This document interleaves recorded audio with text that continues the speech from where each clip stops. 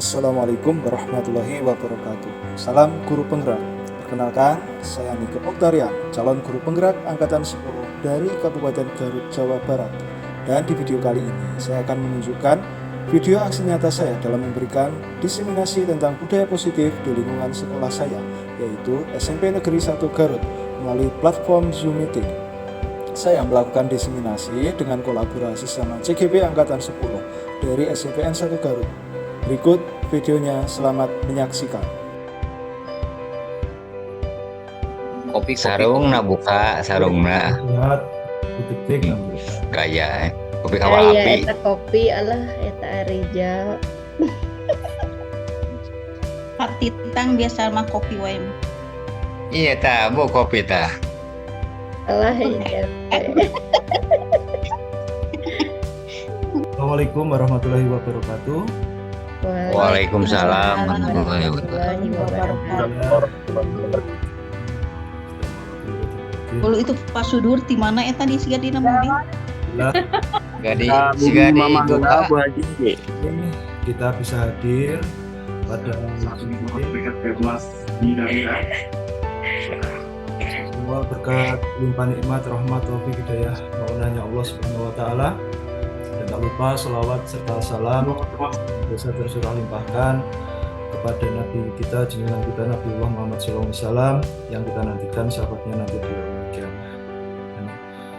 Bapak Ibu, kita waktu kita buka acara pada malam hari ini yaitu diseminasi budaya positif. Nanti diseminasi budaya positif ini nanti kolaborasi antara saya dengan Pak Ustadz Jajar yang mana saat ini sedang pendidikan guru penggerak. Di sini telah hadir, kemudian siapa lagi yang ini tertutup bersama. Kemudian yang sudah lulus CGP angkatan 7 ya, angkatan 7. Alhamdulillah luar biasa sekali. Semoga memberikan dampak untuk kita semua. Untuk mempertimbangkan waktu Bapak Ibu, maka yang pertama langsung saja nih monggo Pak Ustadz Jajat untuk menyampaikan materi yang pertama. Nanti saya insya Allah menyambung di belakang. Monggo Pak Ustadz. Baik. Bismillahirrahmanirrahim. Assalamualaikum warahmatullahi wabarakatuh. Waalaikumsalam warahmatullahi wabarakatuh. Sampurasun Bapak Ibu. Rampe. Yang menjawab salam saya doakan mudah-mudahan diberikan kesehatan oleh Allah. Amin. Rizki yang melimpah. Amin. Bisa bolak-balik ke Mekah. Amin, Allahumma amin. Amin. Yang punya hutang, hutangnya lunas. Amin. bayar Koperasi. Baik Bapak Ibu, kita mah santai aja ini Bu ya. Pertama saya ucapkan terima kasih kepada Bapak Ibu SMP Negeri 1 Garut yang telah meluangkan waktu Bu ya. Untuk Zoom kali ini saya hanya sekedar untuk berbagi saja Bu, bukan menggurui tapi ini berbagi. Dan yang kedua ya sebagai pemenuhan tugas dari pendidikan guru penggerak katanya ini Bu ya. Karena saya sudah ditagih-tagih ini oleh fasilitator. Baik, materi kita ini adalah tentang budaya positif yang ada di sekolah kita itu ya. Sebelumnya ada beberapa hal yang perlu Bapak Ibu perhatikan Bu ya. Tos katingal Ibu ya. Katingal Atos. kasep teh. kacang di sarung kene Mangga Ibu. Bismillah Ibu ya. Bismillahirrahmanirrahim. Mangga Ibu calik Alahnya naik dengan nyaman. Mau ngecalikan. Dilaan senang. Atau Nah, alat komunikasinya di simpen heula Ibu. Mangga. Atos. Atas. Nah, atau santai aja Bu ya, serius, Ya. fokus. Dan saya mau ini dulu Bu, mau ada kuis dulu nih Bu. Siapa yang mau jawab? Ya pintar. Mangga pilih anu bade. Ngawalar Ibu. Tikusnya panik dan berlarian. Kira-kira kenapa ini Bu ya? Ayah Pak Jajat ngelaku. Ayo. Ini ada door prize Bu. Oh, ada Satu mangkok bakso. Bangga Bapak Angin badai. yang dapat door prize, insya Allah door Bom, prize dikirimkan. Cian Bob. Ini tikus ya? Kenapa ini tikus kok berlarian ya? Ada angin. Tuh, Ini Ibu Pak pernah Ustadz Bapak Jajat. fokus? Pak Ustadz Jajat ada musuh. Mangga sana bareng awalar. angin sudah naonnya tuh saya tinggal kala itu. Putik-tik sehat, putik-tik. Akhirnya kita sangat layak. Oh Ibu lah, Ibu Tik-Tik sehat Bu. Aku Mutik-tik tunggu sama kesuri, eta mutik-tik. Alhamdulillah atas dirorompok tadi. Mangga Bapak Ibu nu bade ngawalar mangga. Tikus berlarian. Berlarian berkerumun eta Pak Ustadz aku kemarin ada makanan gitu. Rumah makan. Berlarian berlarian, tapi aya di tempat gitu teh. Karena ada Ustadz Jajat. Kalau Ibu Bapak Ibu fokus ini pasti ada sesuatu di atas pohon ini Bu. Ya, Ada buah. ada buah. Mana coba ada buah. Ini ada satu mangkok bakso di sini. Ada cangkir kopi. Ada lebah nanti. Talu Ibu, talu. Ada ular. Nah, Ada salah. kurang lebah. Oke. Ada serigala. Ya. Nah, ada pohon. Ada pohon berbunga. Oke, ini Ibu Bapak, ini tikus berlarian karena di atas pohon ada kucing. Kucing yang besar. Anda ucing nak. Siga serigala Ini teh. buka, tak kucingnya ini nih. Nih. Tinggal tuh Bu. Teka tinggal. Ayo kucing dah, kucing besar nih. Oh iya, kucingnya itu menghadap. Yang warna putihnya itu. Nah, ini kucing ini Oh, kepalanya. putihnya. Iya iya kucing yang Ini besar. kaki, ini kaki. Ini badannya. Banyak.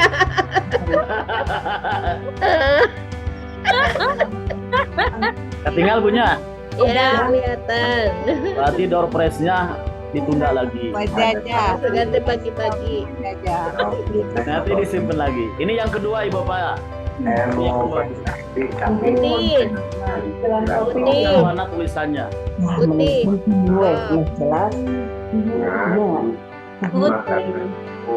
dalam kurung Ayo Bu.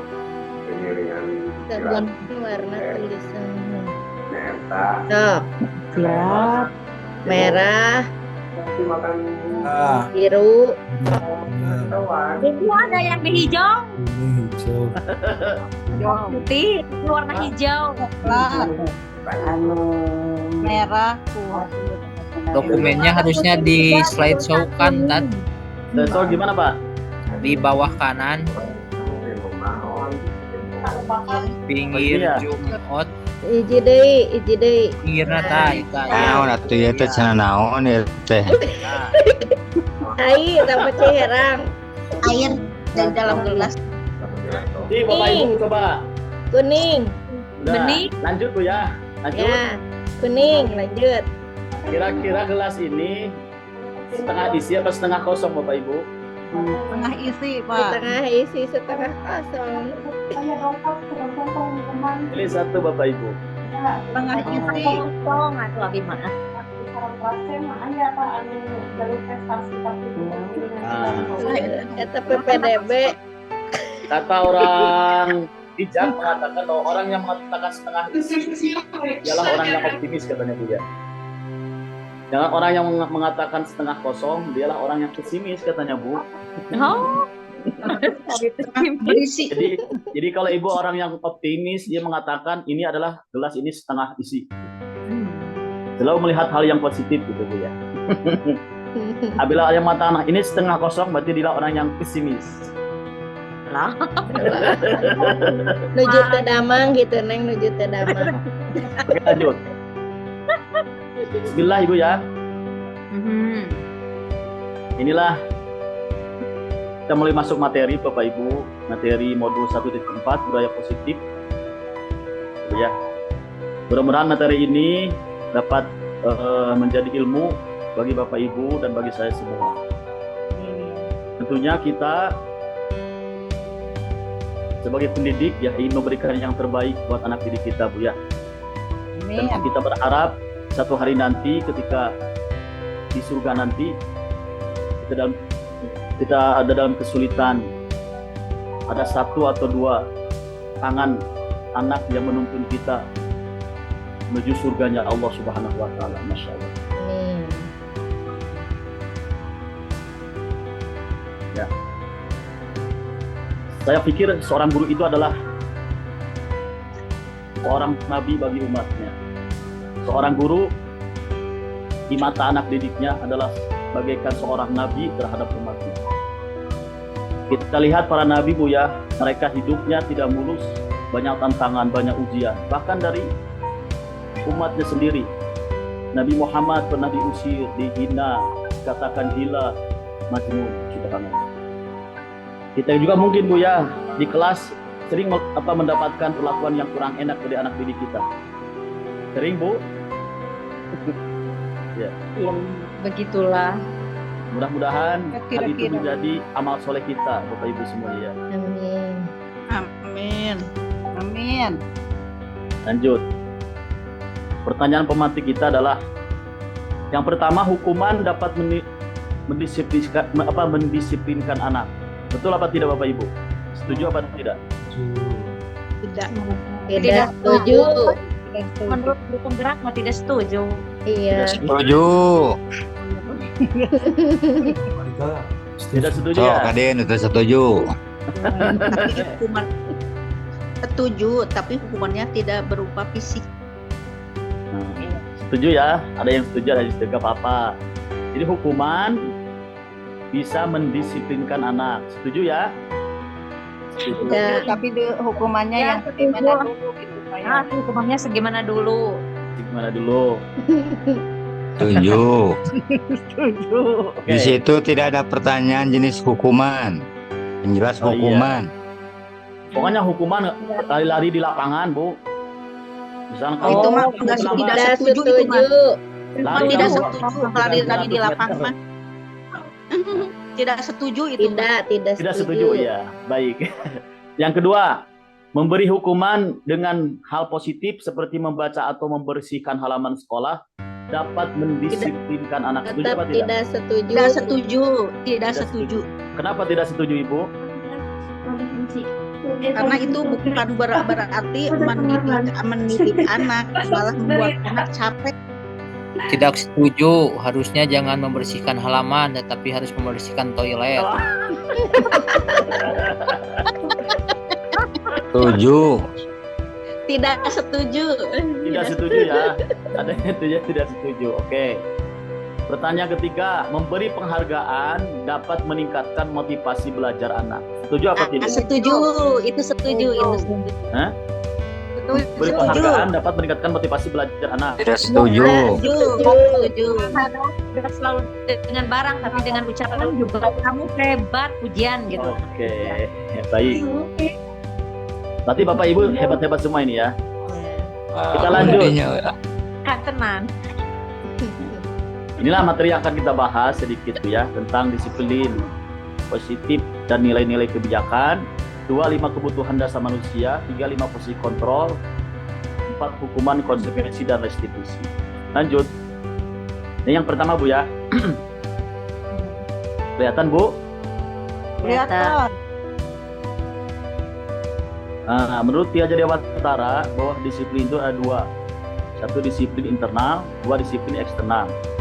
Disiplin internal, contohnya saya datang tepat waktu untuk menghargai waktu dan menghargai diri sendiri. Itu yang internal Bu ya. Kemudian disiplin eksternal, saya datang tepat waktu karena ingin dipuji oleh atasan, oleh Bapak Kepala Sekolah, Yang kedua, saya datang tepat waktu karena takut ditegur oleh Bapak Kepala Sekolah. Kira-kira Bapak Ibu ini, jujur saja, ketika Bapak Ibu datang ke sekolah tepat waktu, Internal. nah, apa dorongan Bapak Ibu? Apakah karena ingin menghargai diri sendiri dan menghargai waktu? Apa karena takut ditegur Bapak Kepala? Karena menghargai diri sendiri. Oke, bagus Bu ya. Nah, kalau Bapak Ibu datang tepat waktu, masuk ke kelas tepat waktu itu karena motivasinya adalah ingin menghargai diri sendiri saya seorang guru, berarti Bapak Ibu hebat. Itu sudah berdisiplin secara internal. Sekarang babatok. Tapi kalau Bapak Ibu datang ke kelas tepat waktu karena di sini bisa ditegur ke Bapak Kepala. Nah, itu Bapak Ibu masih disiplin eksternal Bapak Ibu katanya ya. Mudah-mudahan Bapak Ibu yang pertama ini Bu ya. Menghargai diri sendiri dan menghargai waktu. Lanjut. Nah, menurut Ki Hajar Dewantara, tugas kita selaku guru untuk menuntun siswa kita untuk memiliki disiplin dari dalam diri atau disiplin internal yang tadi ya. Tanamkan dalam diri kita, anak, kalau kamu masuk hadir tepat waktu di sekolah, gitu ya. Itu kamu itu berarti harus menghargai diri sendiri dan menghargai waktu kita. Itu Bu ya. Tanamkan pada anak didik kita itu ya. Lanjut. Nah, inilah nilai-nilai kebijakan universal yang dicita-citakan oleh bangsa Indonesia Bu ya. Ada 6 yang disebut dengan profil pelajar Pancasila. 1. Iman dan takwa kepada Allah Tuhan Yang Maha Esa dan berakhlak mulia. 2. Mandiri, bernalar kritis, berkebinekaan global, bergotong royong dan kreatif. Inilah kebijakan yang kita pegang Bu. Lanjutnya, 5 kebutuhan dasar manusia. Setiap manusia memiliki 5 kebutuhan. Bu ya. Pertama, bertahan hidup. 2, kasih sayang. 3, penguasaan. 4, nanti di bawah Bu ya. Saya ilustrasikan supaya bisa dipahami. Saya ilustrasikan dari sebuah pernyataan. Pada jam istirahat, Doni memakan makanan punya temannya tanpa izin. Nah, kalau Doni tujuannya untuk bertahan hidup, ditegur sama guru misalnya, Doni, kenapa kamu makan makanan orang lain? Doni beralasan, karena Doni tidak membawa bekal makanan Bu, jadi Doni lapar. Berarti Doni sedang memenuhi kebutuhan bertahan hidup. Kalau Doni menjawab alasannya karena senang temannya jadi memperhatikannya. Nah, saya senang aja Bu karena supaya teman saya memperhatikan. Berarti Doni sedang cari perhatian. Cari perhatian. Ingin diterima orang. Nah, kalau Doni beralasan karena saya merasa hebat Bu, karena saya ditakuti oleh teman-teman saya, berarti dia sedang memenuhi kebutuhan penguasaan.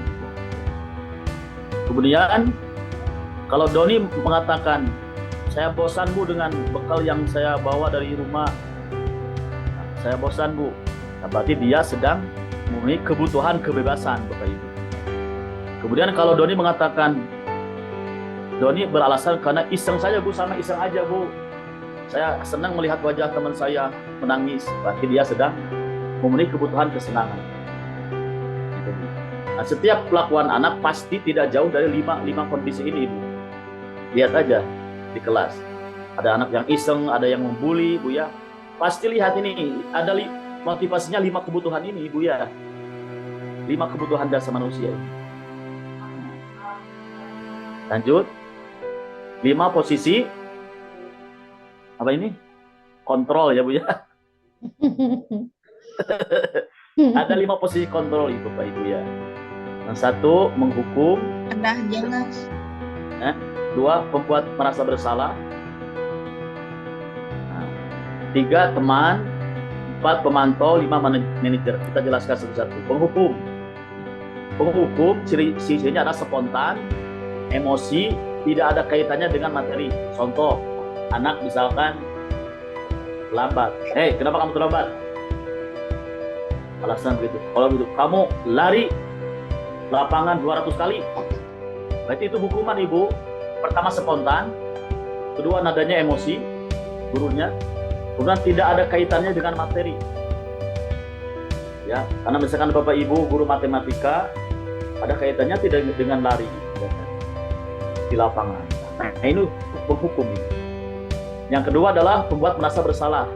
Kalau ibu mengatakan, nah, kamu tidak kasihan sama ibu, kenapa kamu melakukan hal itu terus? Nah, berarti posisi ibu kalau berkata seperti itu, posisi ibu dalam posisi membuat merasa bersalah. Nanti ibu ditegur sama bapak kepala, kamu tidak kasihan sama ibu. Nah, berarti posisi ibu adalah membuat merasa bersalah. Kemudian posisi teman, akrab, tidak emosi. Contohnya, tolong bantu ibu, ya, jaga sikap kamu. Tolong bantu ibu, ya, kamu besok jangan kesiangan lagi. Seperti itu ya. Sebenarnya keempat, pemantau. Nah, pemantau ini harus diawali dari kesepakatan kelas. Dan biasanya ini kaku, misalkan ada anak yang kesiangan. Kenapa kamu kesiangan? Kamu kesiangan? Karena saya bu, alasan apa? Bla bla bla alasan ya. Kamu tahu nggak konsekuensinya? Tahu bu. Konsekuensinya adalah karena kamu sudah ketinggalan 1 jam pelajaran, kamu tulis pelajaran yang tertinggal nanti waktu istirahat. Nah, akhirnya waktu anak istirahatnya dipakai untuk menulis pelajaran. Itu namanya posisi ibu dalam pemantau. Waktu istirahat kamu jangan istirahat, tulis materi yang tertinggal. Nah, berarti posisi itu ibu dalam keadaan memantau anak. Ya.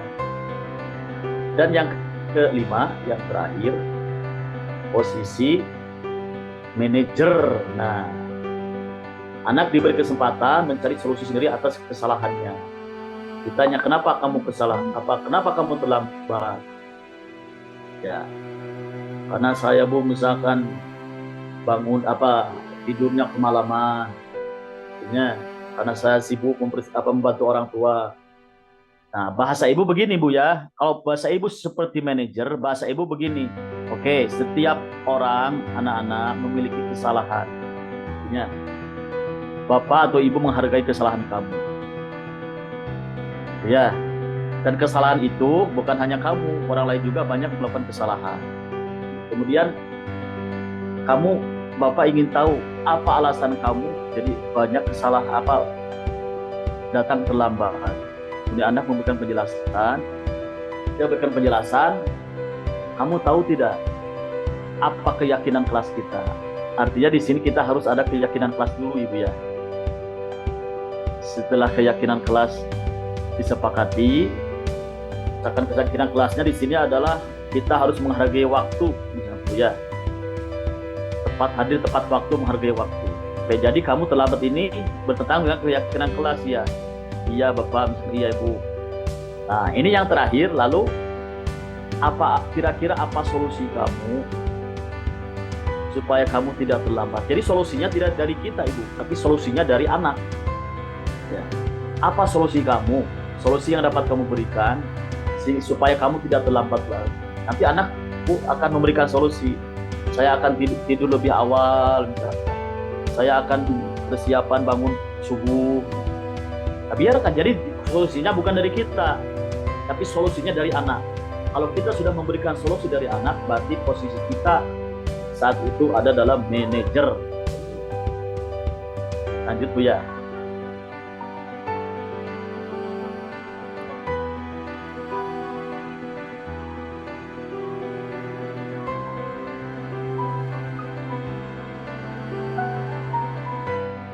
Nah ini Bapak Ibu ya, segitiga restitusi. Ada 3 tahap segitiga restitusi Bapak Ibu. 1, menstabilkan identitas. 2 validasi tindakan yang salah, 3 keyakinan kelas. Ya, kita harus membuat keyakinan kelas Bapak Ibu.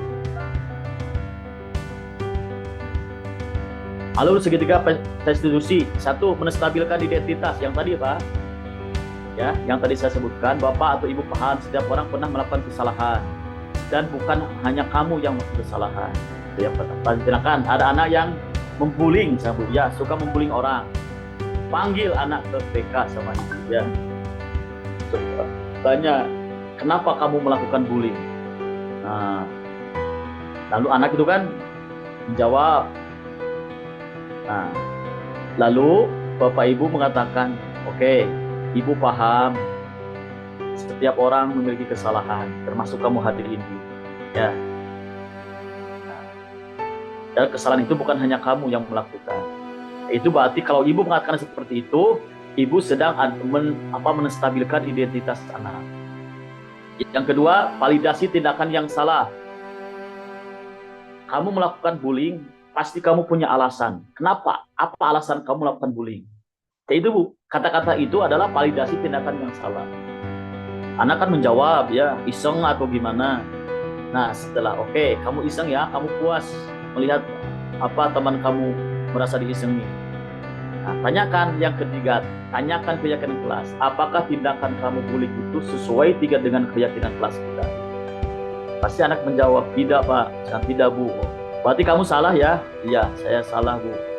Nah, Bapak senang atau Ibu senang kamu sudah melakukan kesalahan, mengakui kesalahan kamu. Selanjutnya yang terakhir, tanya solusi. Lalu ke depannya apa solusi kamu supaya kamu tidak melakukan bullying lagi. Nah, nanti anak kan akan menjawab solusi dari anak sendiri. Nah, itulah Bu, tindakan seperti itu, penanganan seperti itu adalah penanganan segitiga restitusi.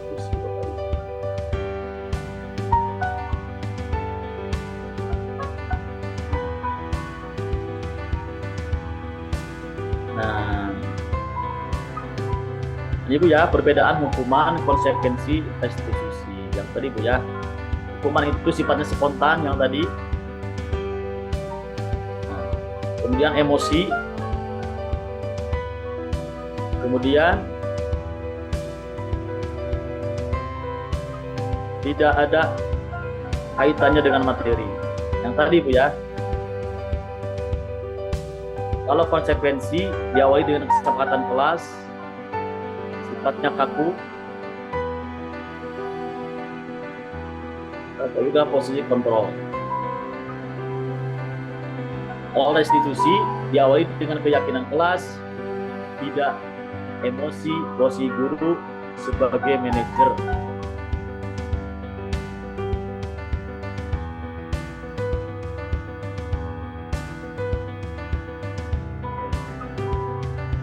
Maka Ibu etama pilih Ibu, gitu ya. Apakah Ibu mau dalam posisi menghukum atau Ibu dalam posisi konsekuensi? Restitusi. Kemudian 3 restitusi. Kira-kira yang terbaik yang mana Ibu? Restitusi. Sama Bu ya. Terima kasih Ibu. Itu yang bisa disampaikan. Mau ada tanya jawab Mas? Enggak. Tadi Umi sepertinya resen, barangkali ada yang mau disampaikan atau bukan tanya jawab tapi ditambahkan ya, menambahkan. Maka dari Umi, dari Pak Rija, dari Bu Lilis, siapa saja Bu, Mangga silakan.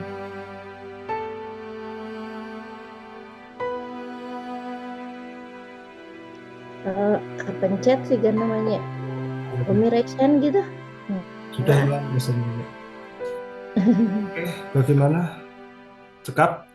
Ya. Bismillahirrahmanirrahim. Assalamualaikum warahmatullahi wabarakatuh. Seperti Waalaikumsalam warahmatullahi wabarakatuh. Ya, terima kasih kepada Pak Jajat yang sudah menyampaikan materinya. Alhamdulillah di sini sudah jelas sekali ya. Memang mungkin karena sebelumnya kita sudah tahu bahwa siswa itu harus dipenuhi kebutuhannya. Seperti halnya tadi yang dinyatakan oleh Pak Jajat di sini, bahwasannya memang ada beberapa kebutuhan ini ya, kebutuhan tiasa di wihande tepak kanu luhur Pak. Iya nana skri materinya. Ini Bu, ini. Nah iya betul. Nah ini jadi kita harus memahami tentang 5 kebutuhan dasar manusia, di mana mungkin kita sebagai guru jadi ada beberapa siswa misalkan yang memang sukanya keluar masuk kelas, atau misalnya anak itu gimana ya, kayak cari perhatian atau apa, yaitu mungkin ada sesuatu hal atau ada kebutuhan yang tidak terpenuhinya gitu ya, tidak terpenuhi oleh siswa itu sendiri. Nah, bagaimana kita dapat memahami hal tersebut jika terjadi pada siswa kita gitu Pak? Bagaimana kita dapat memahami dan dapat tahu kebutuhan dasar apa yang kira-kira dibutuhkan oleh siswa gitu, sehingga siswa itu bisa sesuai dengan apa yang kita inginkan dan kita bisa memenuhi 5 kebutuhan dasar tersebut. Mungkin itu Pak sebagai pertanyaannya. Terima kasih. Assalamualaikum warahmatullahi wabarakatuh. Waalaikumsalam. Terima kasih Umi dalam memberikan pertanyaan. Pak Niko mau menjawab? Mangga Pak Ustadz dulu. Kalau ada anak yang misalkan suka keluar, Bu ya, keluar masuk permisi gitu ya Bu ya. Ini permisi, Bu buat ke WC, permisi ngabring dirinya. Budak balik terus jatah budak, Allah. Nah, tanya Ibu Umi, tanya aja alasan kenapa kamu keluar masuk gitunya. Kalau anak Bu Umi, Bu alasannya tapi suka berbohong anak gitu ya Bu ya. Iya. Kalau anak alasannya misalkan karena bosan Umi atau Ibu, saya bosan di kelas, ya pengen wudhu atau pengen ke air, berarti anak itu sedang memenuhi kebutuhan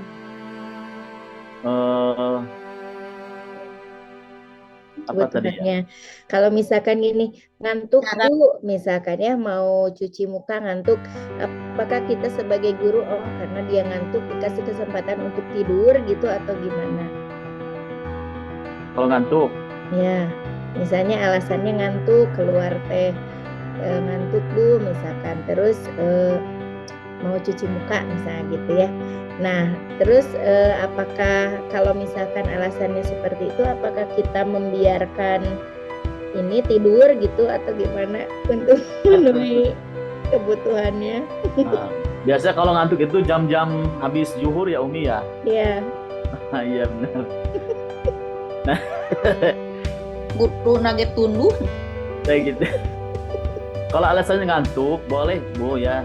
Anak itu suruh keluar, silakan kamu ambil air dulu, wudhu, ya, cuci muka, silakan dipetang aja Bumi. Ya, kita jangan terlalu kaku lah. Setelah wudhu tetunuh kene, pasian waktu sudah mau bobo gitu. Setelah tidur tetunuh kene gitu. Kalau saya mah ya setelah wudhu masih ngantuk ya tidur aja. Yang penting kamu tidur di kelas, jangan keluyuran. Kan suka anak yang keluyuran Bu ya. Ya pura tuh bosan keluyuran kalah main bal di lapangan gitu tentunya. Kamu diam di kelas, lebih baik tidur di kelas. Nah, kalau saya begitu Bu. Nah, jangan keluyuran nanti. Penuhi ya kebutuhannya karena ngantuk, disuruh tidur aja gitu. Tapi insya Allah anak jadi gak ngantuk. Gak ngantuk ya. Oh ya, kita misalkan kita pakai ice breaking atau apa, tapi kan ada aja gitu ya. Mas, seru ada aja ini. Iya. Terus bolelin mage cenangan tukula. Jadi cenangan tukula we. Biarkan aja Bu, ada yang ngantuk ya mangga gitu. Iya. Makasih ya Pak jawabannya.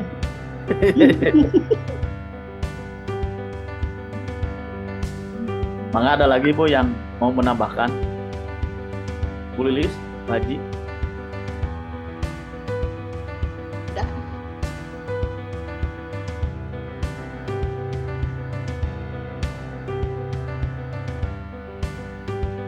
Gimana Pak? Pas. Mau. Door press. Ini ada berapa orang ya? Ada 20 peserta. 20? Berarti 18, 20 sama kita, Tat. 20 sama kita ya? Insya Allah lah kalau ada rezeki nanti hari Senin kita dapat door prize yang 20 ini ya. Amin. Kasihan naon tah pulsa juga nama. Kuota. Insya Allah. Nah itu. Nah, eta we. Atuh Ya. Senin mah saum. Ya, Oh Senin sahur? Permen we hiji sewang. Anu sahur-sahurnya dibungkus kalau buka. Hadir. Panggil. Permen mah aya di eta di meja Bu eta Ya. Bu Dina. Nanti bawa bakso 20 bungkus hari Senin. Insya Allah. Bungkus aja. Mantap Pak Ustad. Anu tidur mah itu di korteng. Teu ditiung sanes ditidur, teu ditiung. Komo nu naros mah nu naros. Eta Pang Payuna. Ah, cing, kenging naon itu naros. Door prize. Hapunten Pak Ustad neme nonghol ieu teh jalan terang topikna naon ieu teh jug bobo we. Alah, Bobo naon ieu teh. Nyakeun. Iya asli nu neme Cuma sanes budaya positif Ustaz. Budaya bobo eta mah tah.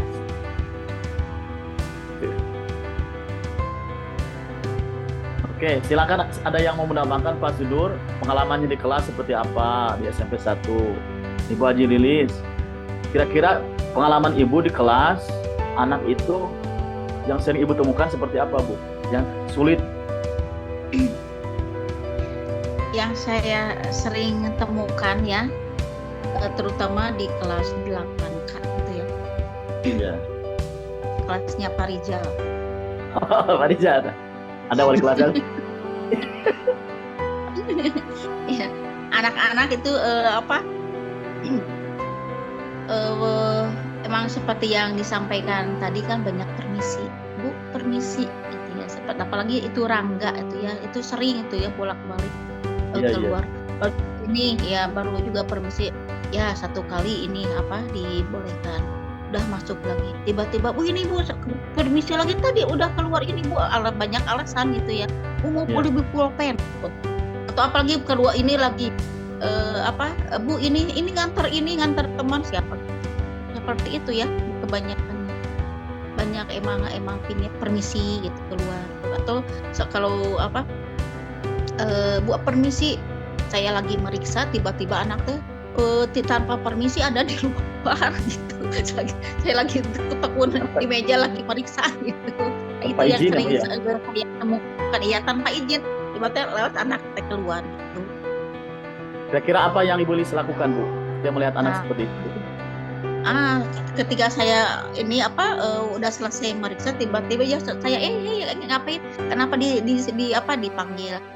Kenapa di luar? Kata ini Bu itu gerah sana gitu kata anak-anak teh.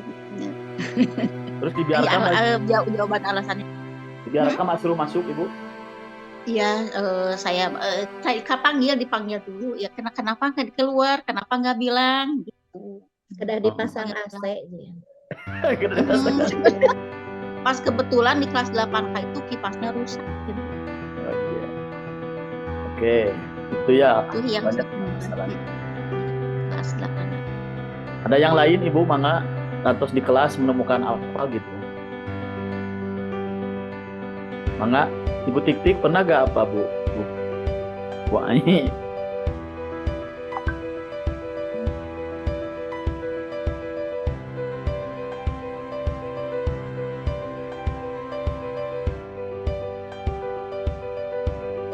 Oke. Izin ini Ustadz menambahkan. Mangga, Bapak. Ya, alhamdulillah. Sebetulnya sih tidak, persoalan itu tidak di setiap kelas aja. Apabila kita misalkan dalam keseharian sering kita menemukan anak-anak yang istilahnya jam kos, itu biasanya mengganggu mengganggu kelas yang lain. Kadang-kadang mereka kalau kelas 8, dulu ada kelas 9, suka iseng ketika pintu ditutup, diketuk-ketuk seperti itu. Sebetulnya mungkin ini lebih ke unek-unek ya. Curhat. Curhat. Pengennya kalau istilahnya untuk penerapan apa tadi yang terakhir deh? Segitiga restitusi. Segitiga restitusi. Astagfirullah. Banyak sekali ketika ada anak-anak di luar tanpa ada guru, kemudian mereka bermain bola. Nah, kita sebagai guru seolah-olah kita itu acuh, tidak ada perhatian, tidak menegur pada anak-anak. Mungkin ada teguran sedikit, tapi bilangnya hey, cukup saja seperti itu tanpa ambil tindakan. Nah, sikap-sikap pembiaran ini sebetulnya kurang baik. Kurang baik. Nah, langkah baiknya misalkan kita semua, khususnya saya yang baru, terkadang suka terasa jengkel gitu ketika melihat anak-anak di luar kelas. Itu salah satunya. Kemudian di jam sholat berjamaah, itu diharapkan guru-guru semua saling bahu-membahu. Itu masalah sholat, itu kan kadang-kadang kita itu capek tadi. Misalkan ini sudah dibenarkan, yang di belakang racleng gitu tadi. Kemudian sikap-sikap anak-anak ketika di masjid, kakinya selonjoran, seolah tidak diajarkan sopan santun. Atau misalkan adab atau sul adab di dalam masjid. Nah, hal seperti itu. Ya, mudah-mudahan jadi bahan evaluasi kita aja, bahan evaluasi buat untuk kita semua. Kalau misalkan dalam sholat berjamaah, khususnya untuk yang ibu guru yang perempuan di atas ya. Iya, di atas. Ya Pak Haji, kasihan teriak-teriak gitu kan, kita juga teriak-teriak. Iya. Itu bahan evaluasi kita aja sih sebetulnya. Begitu Ustadz, unek-unek we tamatan.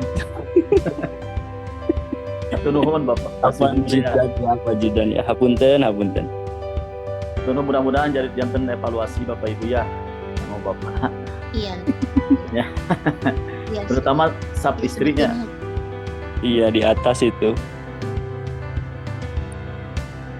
Kemana Bu Lilis? Iya, sebetulnya harus ada kerjasama semua gitu ya. Jadi jangan yang sebagian aja ada yang diacuhkan aja, yang diacuh cuek gitu. Tapi kalau semuanya serempak gitu ya, pasti itu akan bisa dilakukan gitu ya anak-anak. Iya. Terus ada kerjasama semua Bapak Ibu ya. Iya. Kalau gini Bu, saya juga sama Pak Sudul sebenarnya. Kalau pas zaman, mohon maaf Bu ya, zaman sebelum ada pergantian, dulu pas zaman Macek ya. Oh, astagfirullah. Kita kalau sholat duha itu guru-guru suka sholat ya, bareng, kelihatannya enak. Tapi sekarang kayaknya ibu-ibu guru kemana ini ya pas sholat duha ini? Apa banyak urusan apa gimana Bu? Nah. kalau saya kan karena ngejar kelas 9 jadi datanya 9 kelas 9-nya udah tidak ada. Ada aja Bu Haji Lilis, ada aja. Ya mudah-mudahan kapayuna ibunya pas netepan duha, ayah ibu bapak sasarangan, oke depan zuhur, ibu guru di atas, bapak di bawah gitu. Atau dibalik? Kalau di atas ini untuk susah itu udah penuh anak-anak juga, sebagian kan di kelas gitu penuh gitu dia gitu. Tidak ada tempat. Jadi bagiannya jadi bagian tinggal ini apa di nungguin anak sholat jadi kan banyak anak suka ngobrol gitu kan. Ya mudah-mudahan nanti ada solusi Bu ya untuk kedisiplinan sholat berjamaah Bu ya. Nah, terima kasih Pak yang mengingatkan. Kemudian Bapak Ibu pernah tidak Bapak Ibu misalkan pundung dari kelas karena mendengar anak-anak sakit hati sama anak-anak, pernah gak Bu? Pernah. Bukan misalkan anak tergenahun misalkan pundung di kelas gitu, pernah apa tidak? Oh, kalau celutukan anak mah enggak. Kalau anak-anak dinasihati, kalau yang pernah saya alami ini ketika kelas berantakan, anak-anak itu kan main HP, terus sajadah berbelakang menggelar di bawah jadi pakai tiduran itu sampah kalau itu kan sampah di bawah itu. Begitu saya masuk, astagfirullahaladzim, sampah diberesin sajadah kan balatak gitu aja ke saja saya beres-beres juga diberes sampah disapuin dulu si siswa iya Bu balik keluar gitu nggak mau nyapu gitu di luar tuh kalau malah ngobrol gitu. Saya tuh jadi saya aja yang beres-beres, anak-anak tuh di luar malah ngobrol gitu, Masya Allah. Jadi ibu yang beres-beres ya? Iya, tapi kita udah saya tuh jadi saya tuh jadi merasa kesal udah di keluar nggak bagus dah untuk istilahnya. Iya. Oh iya ini juga Ustaz. Ya sebetulnya ya dinamika di dalam kelas itu bagaimana lamun cek Sunda nama kumaha ngegelanana urang gitu nyentat. Iya. Nah, contoh kemarin pas sholat duhur di kelas 8D itu anak yang belum jadi itu apa ya siapa namanya? Embrio apa tadi? Embrio. Ya, embrio. Ya. Itu malah tidur berdua sama siapa ya? Itu sejadahnya bukannya pakai sholat, malah tidur di belakang meja. Astaga. Dua orang. Udah saya tegur dengan bahasa lembut gitu kan ke anak. Ya tidak perlu marah-marah juga. Segitiga restitusi enggak Pak? Kenapa? Pakai segitiga restitusi enggak kemarin tanya? Segitiga restitusi enggak gimana ya? Mungkin tidak dengan emosi ya, tapi dengan kelembutan lah gitu, kelembutan. Ayo anak bagir soleh dibangunin. Ya itu lama prosesnya, ada berapa menit gitu. Belum pakai baju kaos, terus bajunya digantungin, ditungguin sampai dia pakai baju dua-duanya gitu. Terus yang perempuannya bedakan gitu tadi, yang lagi mens bedakan, kok kamu nggak sholat? Lagi men Pak, itu ada 5 orang. Ya kalau istilahnya pakai segitiga restitusi pertama sih, tapi mungkin lebih cenderung ke menghindari rasa emosi gitu. Iya. Lebih baik dengan kata-kata yang halus supaya anak tidak tidak sakit hati dengan apa yang kita ucapkan itu. Iya. Bisa menambahkan Ustadz? Mangga Bu. Ya. Mungkin ini ya yang kasusnya yang barusan Pak Sudur, ini bisa dengan cara restitusi, yaitu yang pertama kita panggil siswanya, terus selanjutnya kita mengidentifikasi dulu masalah ya, kalau segitiga restitusi teh. Jadi kita harus menemukan dulu apa masalahnya, tapi anak yang mengungkapkan kenapa kamu dipanggil gitu. Nah, jadi anak sendiri menyadari bahwa oh iya saya itu kesalahannya ini. Nah, terus kita tanya, nah kalau seperti itu teh bagus atau tidak. Nah, jadi nanti anak akan timbul kesadaran diri sendiri bahwa untuk melakukan hal tersebut itu salah.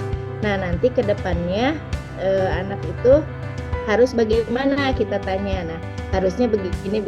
Nah, nanti anak akan sadar sendiri dengan komitmennya dia. Ya udah, misalkan nanti setelah ini Bapak mau lihat kamu berubah, ya pokoknya untuk perubahan yang lebih baik di masa yang akan datang. Mungkin seperti itu ya kalau untuk segitiga restitusi itu ya penanganannya. Oke, siap Umi, makasih Umi. Ya, sama-sama. Oke, makasih Umi. Masya Allah jawabannya luar biasa ya. Tapi ini ada satu pertanyaan lagi, boleh saya nanya nih, sebagai pemantik lagi nih. Ini pertanyaan sudah lama semenjak unek-unek saya pada Bapak Ibu ya. Jadi posisi kita itu di mata anak-anak itu seperti apa ya baik-baiknya. Artinya gini, kalau kita terlalu dekat, takutnya anak melunjak gitu ya. Tapi kalau kita juga terlalu keras, anak akan jauh dari kita, menjauh. Nah, kira-kira apa posisi yang ideal gitu? Kita selaku guru di mata anak. Mangga Bapak Ibu. Kalau menurut saya sih posisi yang paling ideal adalah posisi manajer. Jadi tidak terlalu dekat seperti teman, juga tidak terlalu mengekang atau memantau seperti penghukum dan pemantau. Jadi posisinya adalah seperti manajer, dekat tapi juga tidak terlalu dekat. Gimana ya?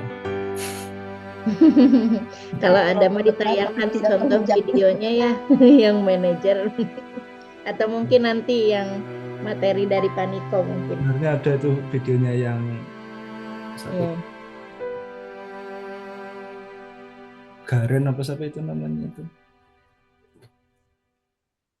Iya. Mangga Pak Ayi pilih pada nambihan.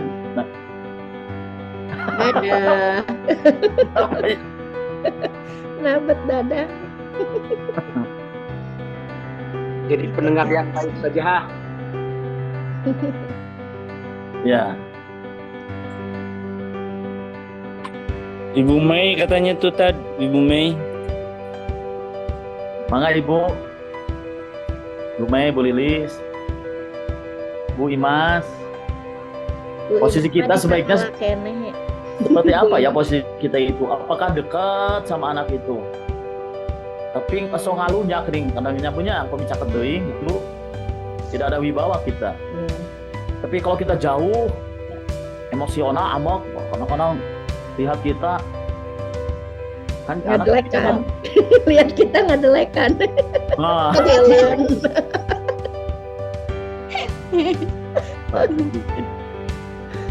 Begitu Ibu ya. Jadi gimana posisi kayak itu sebaiknya gitu? Iya, itu tadi seperti halnya apa yang dikatakan Paniko bahwa kita itu harus ya di posisi manajer itu. Manajer Bu ya. Ya. Mungkin nanti bisa dijelaskan di materinya tentang posisi manajer. Mungkin Pak Ustadz ada nggak tadi? Manajer Bu ya. Iya. Posisi manajer kan ada posisi penghukum ya tadi teh, terus posisi apa teh yang teman, merasa bersalah teman. Merasa bersalah. Kalau misalnya merasa bersalah ya berarti misalkan tadi teh naon kasusnya teh, misal kasusnya teh naonnya lamun merasa bersalah jadi si anak teh oh nya sok sieun budian teh jadi dimarahin kan gitu. Aduh kenapa kamu teh misalkan coret-coret ini nanti ibu loh yang dimarahin misal gitu ya. Nah gitu iya ya. Nah itu jadi ini merasa bersalah. Kalau hukuman ya misalnya tina coret-coret eta sok non lo teu nyambung teh tadi nu saur Pak Ustad kenapa itu bukan teu nyambung ya sok bersihin gitu kan Jadi ngabersihan apa tadi teh misalkan ngabersihan etana kan itu Tidak ada kaitannya. ya kalau nggak ada kaitannya hukuman, kalau ada kaitannya berarti komitmen gitu. Komitmen. Komitmen itu diawali dengan Keyakinan kelas. Keyakinan. peraturan kelas. Ada peraturan kelas. Ya. Terus kalau menjadi teman ya eta ada positif negatifnya juga ya. Kalau misalnya terlalu dekat ya seperti hanya tadi kata Pak Ustadz. Nah kalau manajerial mungkin itu siksa kumaha. Ayo Pak Ustadz. Ada itu kalau nggak salah ada itu materinya itu. Iya manajerial. Nanti bisa dijelaskan dengan video atau apa gitu sebagai manajer. Ya ini mah gini Bapak Ibunya. Iya segitiga restriksi itu. Gini, mungkin ini bukan tambahannya tapi apa ya? Sedikit menanggapi kita istilahnya apa ya? Produk zaman dulu sebelum ada apa namanya? Mungkin zaman dulu di waktu dulu juga apa namanya tidak terkonsep seperti ini. Tadi mungkin ada dulu di SD ada tipe guru yang si pemberi hukuman sebagai teman atau misalkan yang terakhir. Sedangkan kan konsep ideal itu ya memang tadi seperti tadi guru sebagai posisinya itu sebagai manajerial. Kaitannya dengan kita produk zaman dulu mungkin kata Ustadz. Dulu kalau saya di SD sama guru agama, kalau nggak sholat itu dipakai jidar, jidarnya sampai patah, ya. Tapi kan efek atau dampaknya ke kita menjadi istilahnya sedikitnya dengan hukuman tersebut kita menjadi lebih baik. Iya. Ingat pada kewajiban. Nah, itu jidarnya itu sampai patah tadi. Misalkan bayangkan kita kalau misalkan sholatnya itu sehari penuh nggak sholat, itu kan 17 rakaat, itu jidarnya mau sampai ukurannya berapa gitu ke kaki kita dipukulin sebelum kapotong. Kemudian si guru tersebut menyuruh saya pulang, kamu pulang sholat dulu, istilahnya podo lah itu, sholat podo. Nah setelah sholat kata guru agamanya kembali lagi ke sekolah, kita kembali lagi ke sekolah. Nah sampai hari ini itu melekat. Oh ternyata ketika kita diberi hukuman, sedikitnya kita tahu kewajiban bahwa ada sanksi di depan ketika kita melaksanakan kewajiban. Itu kan tadi dengan konsep guru yang ideal, memang konsep itu kan harusnya ideal gitu. Tapi kalau misalkan saya menambahkan dari tadi catan siapa ya? Oh iya Bu Mei, situasional katanya tadi. Nah bagaimana kalau misalkan kita ambil semuanya? Tergantung situasional atau keadaan di lapangan. Bukan. Kalau misalkan anaknya hese di bejaan wae mata teu sadar-sadar, tarik kumaha gitu. Apakah masih kita di posisi manajerial gitu? Contoh yang Ustadz Ita, Haji Ita gitu kan, mungkin berbenturan dengan segitiga restitusi. Sampul kan gitu. Kalau tidak dengan cara seperti itu, hapunten Haji Ita, hapunten. Kalau tidak dengan cara seperti itu, mungkin anak-anak tidak ada rasa takut gitu ya. Iya. Kembali lagi ke konsep tadi manajer. Oke lah kalau misalkan ruang lingkupnya hanya 1 atau 2 individual. Tapi kalau misalkan ketika sholat berjamaah, kembali lagi ke sholat berjamaah, kalau semuanya gitu kan, kalau kapasitasnya banyak, nah itu apakah harus juga memakai konsep manajerial? Gitu. Itu hanya sedikit persoalan aja, Ustadz. Masuknya tambahkan atau gimana gitu. Ini masukkan aja. Barangkali ada masukan dari Umi, itu dari Paniko, Ustadz. Baik, nyapu lilis ya. Pokoknya ya Bapak Ibu, saya berharap ini tidak hanya konsep apa yang telah disampaikan oleh saya, jadinya Abi yakinnya Bapak Ibu yang dengan pengalamannya pasti ada apa solusi-solusi yang lebih baik mungkin Bu ya, cara menangani anak yang seperti itu. Mangga Pak Ayi, Ibu Lilis, siksa pengalaman Pak Ayi menghadapi anak seperti itu seperti gimana Pak?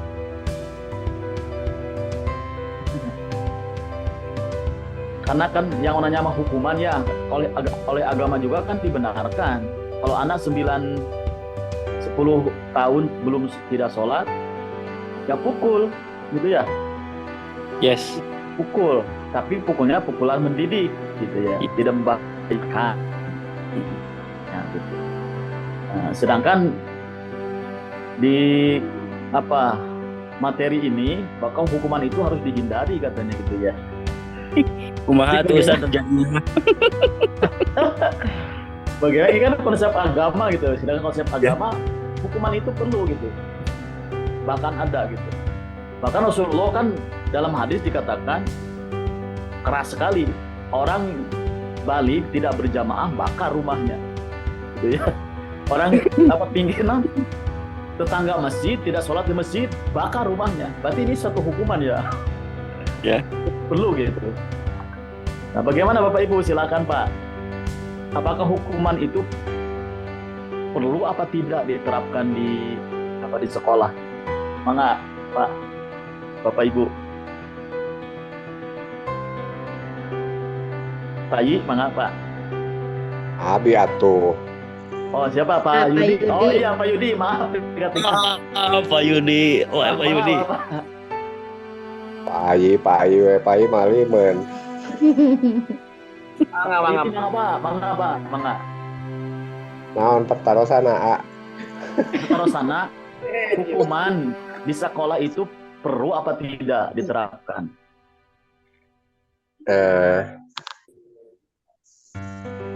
Hukuman aturan kurikulum maupun aturan apapun juga itu tergantung kondisi ya ada hubungannya dengan politiknya. Diakui itu diakui, kita dulu itu sebagai tolak ukur bangsa atau tetangga kita Malaysia sekolah ke Indonesia, tapi kita sekarang kan kebalik, kita yang kuliah ke sana. Kalau bahasa Sunda ke Belanda mungkin itu bukan jadi masalah ya, karena dari dulu emang data-data atau buku-buku bahasa Sunda itu emang banyaknya di Belanda ya, disimpan di sana. Jadi kita kalau mau belajar bahasa Sunda itu memang harus ke Belanda. Tapi kalau soal materi atau pendidikan yang sekarang kita jalani ini, jangankan yang sedang kalian mungkin ya, karena saya lebih tua, maaf kalau ada yang lebih tua, tapi yang saya tahu guru penggerak itu lebih muda daripada saya. Jangan jauh-jauh lah. Yang sekarang, yang hari Senin aja yang akan kita lakukan. Apakah itu sesuai? Nah, apakah itu suatu kemajuan? Terus, pola hukuman kita kepada anak. Siapa? Tahun berapa? Aja sudah lama di semester 1. Ada guru SK1 yang berani pukul. Nah itu pertanyaan Pak Jajat, perlukah diterapkan? Pak Jajat tahu sendiri gimana caranya, apa dampaknya kalau kita melakukan hal itu. Mending kalau kita tidak salah sasaran. Coba kalau salah sasaran seperti dulu, maaf ya, ada yang salah isi raport yang dia isinya anak kadis, kan jadi masalah. Apa guru tersebut bisa menanggulangi? Ya tetap sekolah sendiri yang menanggulangi. Nah, penerapan hal tersebut atau pendekatan komunikatif approach ya, pendekatan secara komunikasi, jadi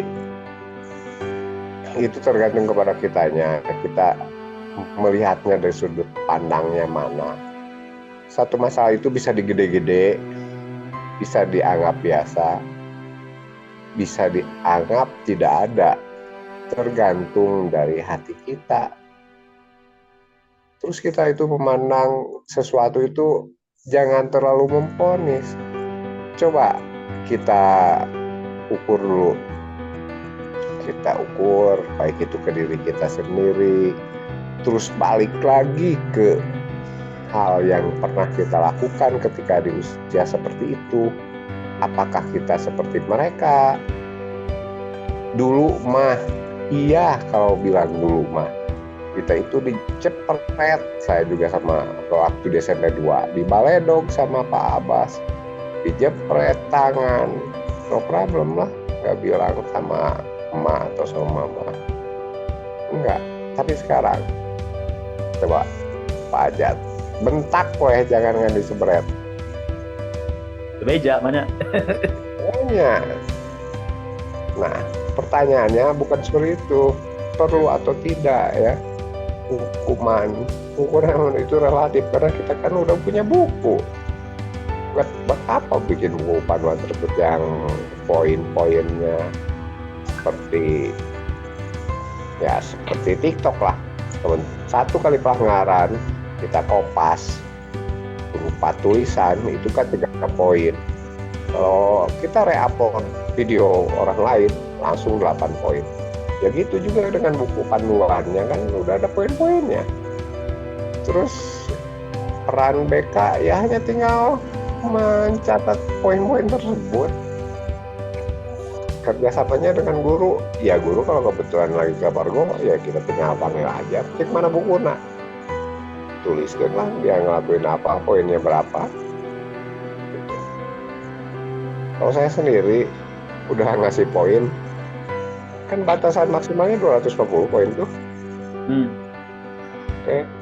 Saya sendiri udah ngasih poin ke mereka itu 240. Poin mereka itu tinggal 10 poin. Karena nggak mau mereka macam-macam. Gitu. Soalnya kalau dia tahu 250 poin, ya mereka pasti akan mengulangi hal-hal yang sama, paling berkurang minus 1 tahun. Setelah kali bawa HP dikali poin masih kena nyesa, panjang rambut seberapa poin dikali masih kena nyesa, ya tahun depan udah 0 lagi poin tersebut. Jadi pertanyaan Pak Aja tadi, perlukah atau perlu penerapan hukum secara itu? Saya rasa untuk saat ini nggak perlu banget, nggak perlu tuh ya. Lebih baik kita kembali lagi ke basic komunikatif approach ya, pendekatan secara komunikasi. Apapun masalahnya pasti bisa diselesaikan dengan bagaimanapun caranya, pasti bisa diselesaikan. Jadi kita sebagai guru itu jangan sarwana, kita juga harus ngaji diri, kumaha urang baheula, namun urang di posisi mereka, seusia mereka, kumaha kelakuan urang baheula, apa kita seperti mereka? Jangan bilang urang baheula asal gitu-gitu ting. Ya, mungkin di antara ibu bapak guru ada yang pager, umurnya beda jadi ngabin pader. Semua udah saya lakukan, jadi saya banyak permakluman ke anak-anak tersebut.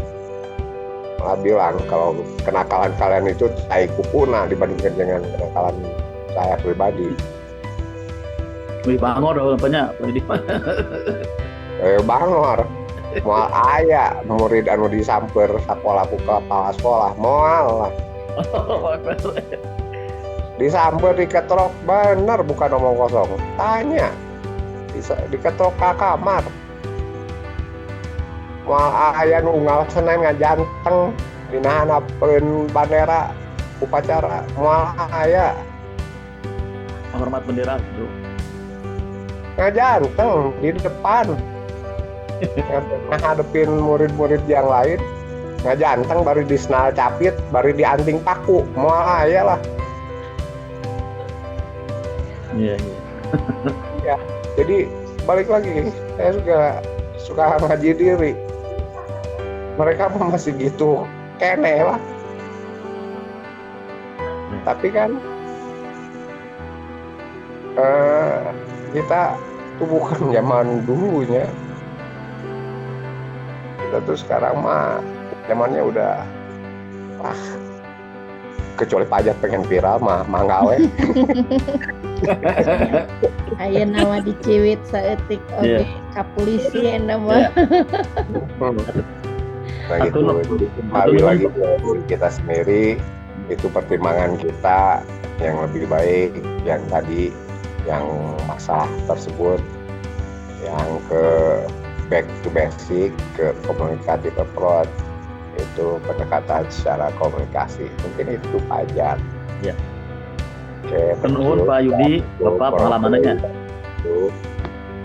Ya, mudah-mudahan di jantan ilmu banyak kau orang sadayana masukan di Pak Yudi. Jadi hukuman itu kalau bisa tidak boleh diterapkan. Hukuman fisik maksudnya Pak ya. Hukuman fisik di sekolah kita.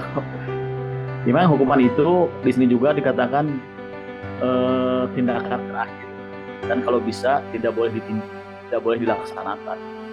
Nanti apalagi zaman sekarang kan sekedik-sekedik bebeja kan budaknya. Guru bisa dipenjarakan gitu ya.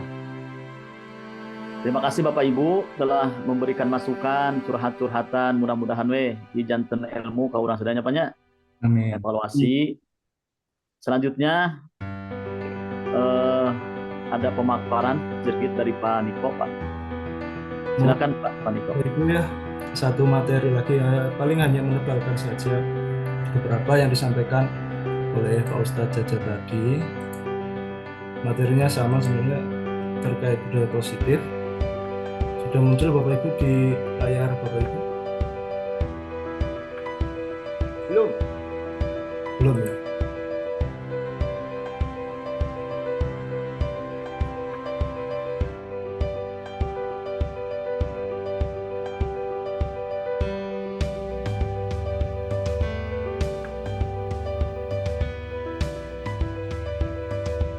Belum muncul Mas? Sudah?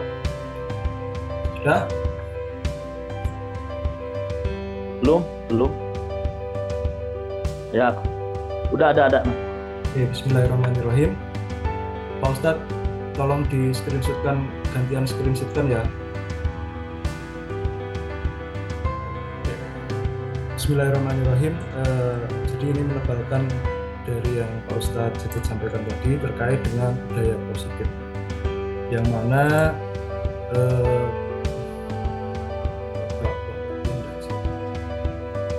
inti dari budaya positif itu ada 8. Yang pertama adalah perubahan paradigma pembelajaran, terus kemudian disiplin positif, nilai-nilai kebajikan, kebutuhan dasar manusia, motivasi perilaku manusia, posisi kontrol guru, keyakinan kelas, dan skill restitusi. Jadi sebenarnya beberapa di sini tadi sudah disampaikan oleh Pak Jaja, tapi mungkin saya menebalkan beberapa yang perlu ditebalkan. Tapi memang tadi sudah banyak diskusinya di depan, daging semua, nggak ada lemak-lemaknya. Jadi pembelajaran dengan paradigma baru yang mana di sini dirancang berdasarkan prinsip pembelajaran yang berdiferensiasi sehingga para peserta didik itu belajar sesuai kebutuhannya. Jadi belajar sesuai dengan kebutuhan peserta didik berdasarkan tahap perkembangan sesuai dengan teori psikologi modern untuk mewujudkan profil pelajar Pancasila. Masih kita ingat ada 6 profil pelajar Pancasila ya Bapak Ibu: beriman dan bertakwa pada Tuhan Yang Maha Esa, mandiri, bernalar kritis, berkebinekaan global, gotong royong, dan kreatif. Selanjutnya adalah miskonsepsi teori kontrol. Nah, di sini jadi ada beberapa miskonsepsi terkait dengan teori kontrol, yang mana pertama, ilusi guru dapat mengontrol murid. Yang kedua, ilusi bahwa kritik dan membuat rasa bersalah itu mampu menguatkan karakter. Yang ketiga, ilusi bahwa penguatan positif, efektif dan bermanfaat. Maksudnya di sini sebenarnya penghargaan, penguatan positif itu efektif dan bermanfaat. Jadi penghargaan itu ternyata tidak semuanya memberikan manfaat. Jadi kayak misalkan kita umumkan ranking itu ternyata juga ada dampak negatifnya gitu. Terus kemudian yang terakhir adalah ilusi bahwa orang dewasa berhak memaksa. Di sini kita selama ini memahami dan menjalankan bahwasanya kita dapat mengontrol murid sepenuhnya, tapi sebenarnya murid itu memiliki kontrol terhadap dirinya sendiri. Nah, ini di skip saja.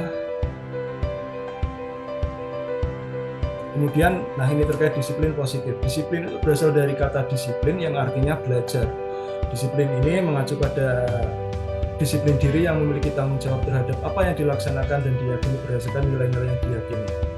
Jadi, disiplin positif itu merupakan salah satu cara penerapan disiplin yang bertujuan untuk menumbuhkan kesadaran serta membudayakan disiplin tanpa imbalan penghargaan, reward, ancaman maupun hukuman. Jadi, istilahnya kayak tadi yang kita diskusikan di depan tadi,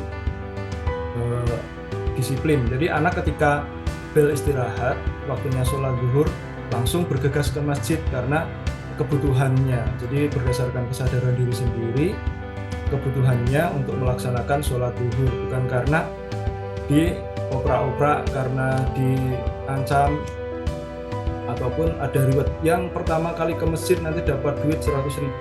Bukan karena itu, tapi karena memang kesadaran diri sendiri ingin menghadap kepada Allah Subhanahu wa Ta'ala. Termasuk juga disiplin positif di sini ketika makan. Jadi makan kita memang seperti istilahnya, maksudnya disiplin di sini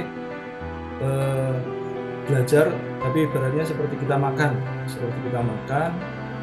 Makan itu karena kita kebutuhan, tanpa dipaksa, tanpa adanya ancaman, dan juga tanpa adanya reward. Jadi setiap kita lapar pasti kita butuh makan gitu. Bukan karena kita makan dipaksa oleh orang tua kita, jadi orang tua kita nggak ada, kita nggak mau makan, atau karena mengharapkan imbalan makan yang banyak supaya nanti dapat hadiah, itu lomba makan kerupuk akhirnya.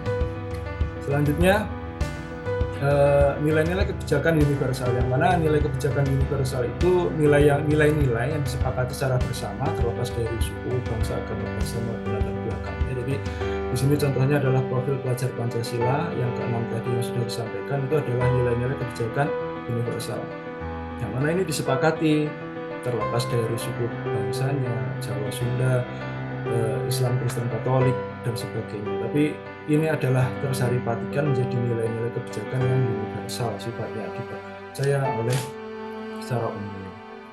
Kemudian kebutuhan dasar manusia tadi sudah disampaikan oleh Pak Ustadz Jajat banyak sekali ya.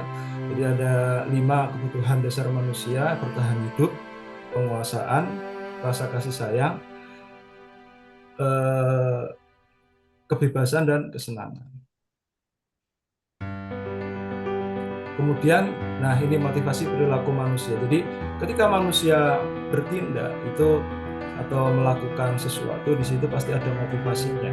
Motivasinya untuk apa? Mereka berangkat ke sekolah dan sebagainya. Itu yang pertama adalah motivasi dari eksternal, motivasi dari luar untuk menghindari ketidaknyamanan atau hukuman.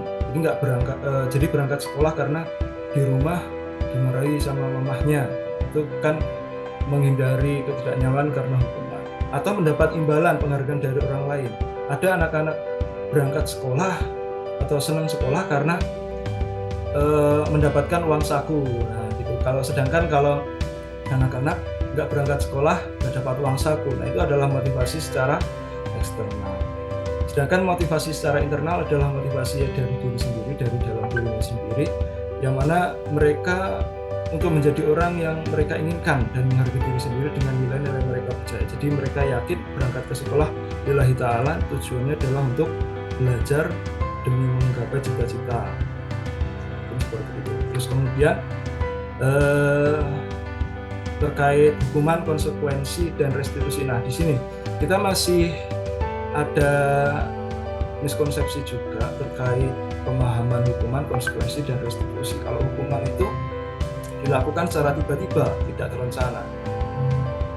Sedangkan kalau konsekuensi terencana disepakati sesuai aturan. Jadi kalau seperti yang disampaikan Pak Yudi tadi terkait hukum budaya positif, di situ kalau menurut saya itu lebih cenderung ke konsekuensi ya. Jadi sudah terencana, disepakati sesuai aturan. Nah, kedua-duanya ini sama-sama membuat murid tidak nyaman pastinya. Yang disampaikan Pak Yudi juga. Murid tidak tahu apa yang, kalau hukuman tiba-tiba langsung satu arah dan biasanya berupa hukuman fisik atau psikis, disuruh lari keliling lapangan. Jadi terhambat, nggak tertulis kan, nggak tertulis di buku budaya positif, tapi kamu datang terlambat, sana lari keliling lapangan. Nah, seperti itu hukuman. Kalau konsekuensi terencana disepakati. Nah, di buku budaya positif, kalau terlambat berapa poinnya? Itu guru sebagai pemantau itu selalu memonitor muridnya. Sedangkan kalau restitusi, yang ini adalah contohnya, restitusi ini menciptakan kondisi bagi murid untuk memperbaiki kesalahannya. Pasti ditanya bagaimana ya, seperti budaya komunikasi tadi, mengedepankan komunikasi.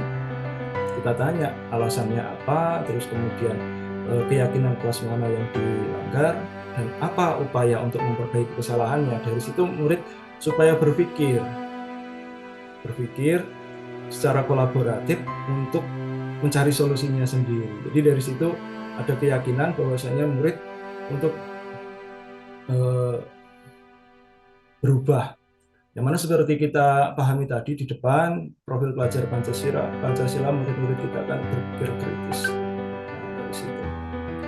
Selanjutnya, posisi kontrol guru seperti yang disampaikan Pak Ustadz tadi, ada 5 posisi kontrol, yaitu yang pertama penghukum, sebagai teman, membuat rasa bersalah, pemantau, atau manajer.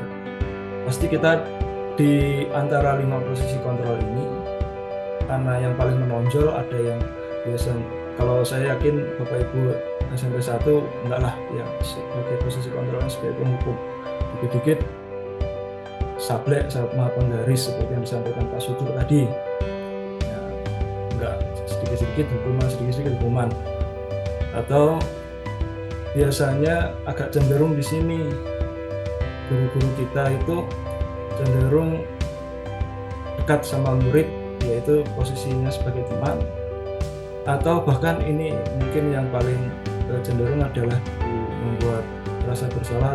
Kalau membuat rasa bersalah sepertinya juga tidak sih, jadi kebanyakan pemantau atau teman. Dan tapi saya yakin pastinya Bapak Ibu juga banyak juga di sini posisinya adalah sebagai manajer. Nah, bagaimana sih contoh penerapan 5 posisi kontrol ini? Contohnya adalah kasus ini, siswa tidak memakai atribut lengkap saat upacara bendera hari Senin nih ya.